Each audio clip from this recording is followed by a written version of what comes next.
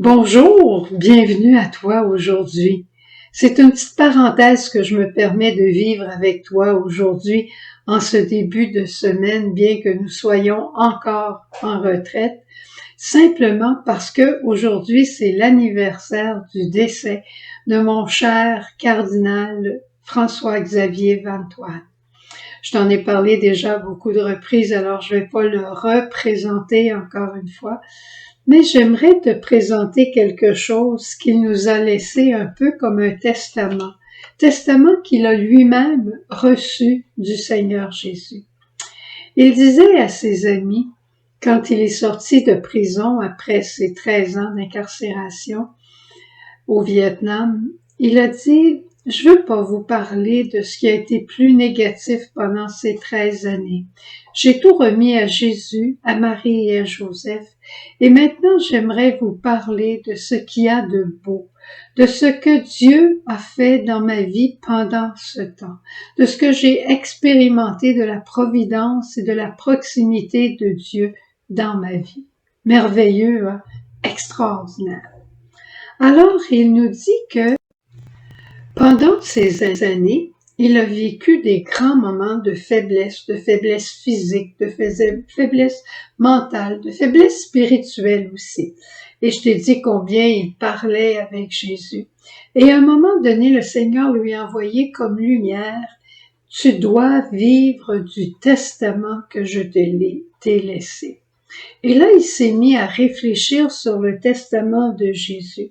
Et il voyait que Jésus a laissé sa parole, qu'il a laissé son corps, qu'il a laissé sa mère, qu'il a laissé l'Église, qu'il a laissé le sacerdoce, le nouveau commandement de l'Église, le nouveau commandement de la charité, qu'il a laissé à ses apôtres la mission de perpétuer sa mission de sauveur. Il prenait tout ça et il en faisait un testament. Et il a dit, j'ai fait mon propre testament que Jésus m'a laissé et je l'ai mis en 10 points importants. Alors, je vais simplement te les lire, ces 10 points-là. C'est certain qu'on peut pas tous les retenir. Chose est certaine, peut-être qu'un jour j'élaborerai sur chacun des points qu'il a laissés. L'important, c'est peut-être tu vas en retenir un. Et si tu en retiens un et tu commences à le vivre, alors les autres viendront par surcroît. Nous avons tous reçu le même testament de Jésus. Officiellement, on regarde son testament à travers l'évangile de Jean 14, 15, 16 et particulièrement 17. Mais le testament de Jésus, c'est ce qu'il nous a légué. Alors, lui, il a dit, dans la condition où il était de prisonnier, la première chose, c'était de vivre chaque moment, le moment présent, avec une grande intensité d'amour. La deuxième chose, c'était toujours de faire la distinction entre Dieu et les œuvres de Dieu. J'ai livré ma vie à Dieu et non pas à une œuvre. Il y a des œuvres que je ne peux plus accomplir, mais je suis toujours à Dieu. Le troisième point, c'est de tenir un secret comme essentiel dans sa vie. C'est le besoin de la prière, la relation avec Dieu sans cesse. Ça, c'est le secret de ma vie. Il dit, Jésus, Eucharistie, en quatrième point, c'est l'unique puissance qui m'habite. Je suis fort de Jésus, Eucharistie.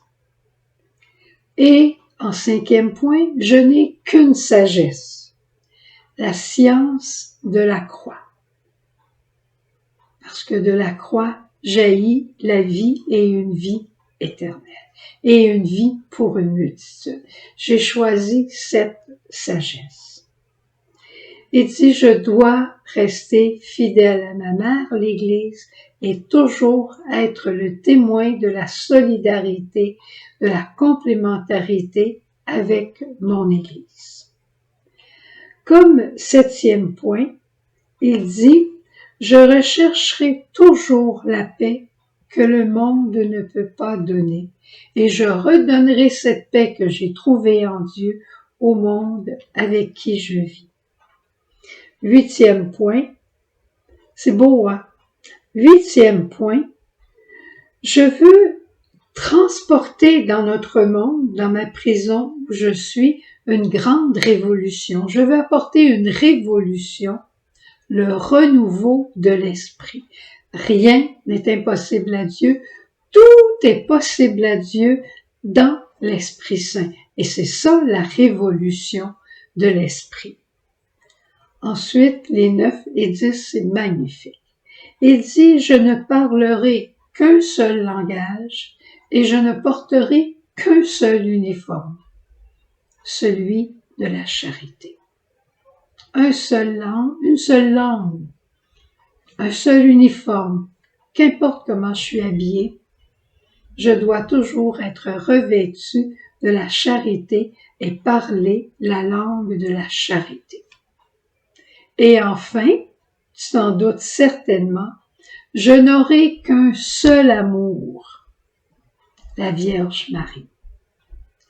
Alors, je t'offre ce testament, j'espère que tu en retiens un point pour ta journée d'aujourd'hui. Est-ce que je me permets de les répéter comme tu aimerais? Vivre le moment présent, faire la distinction entre Dieu et les œuvres de Dieu, un seul secret, la prière, une seule puissance en moi, Jésus eucharistique, une seule sagesse, la sagesse de la croix, une seule fidélité, fidélité à mon Église, trouver en Dieu la paix et la donner aux autres, porter la révolution du renouveau de l'esprit, avoir un seul langage, la charité, et un seul uniforme, qu'importe mon habit, toujours la charité, un seul amour, la Vierge Marie. Je te demande vraiment, Cardinal Vantoine, j'ai eu la joie de te rencontrer et de trouver en toi un saint d'aujourd'hui, un homme courtois, joyeux, aimant les fleurs et aimant par-dessus tout ton Dieu et rayonnant de son amour même dans les derniers jours de ta vie. Alors que tu étais malade avec ce cancer d'intestin, tu rayonnais de l'amour et de la lumière du Christ. Fais de nous, à la suite de Jésus, des êtres rayonnants pour notre monde où trop malheureusement on voit que ténèbres. Fais-nous porter la lumière de l'amour, de la charité dans une grande amabilité. Au revoir, bonne journée, on se retrouve la semaine prochaine.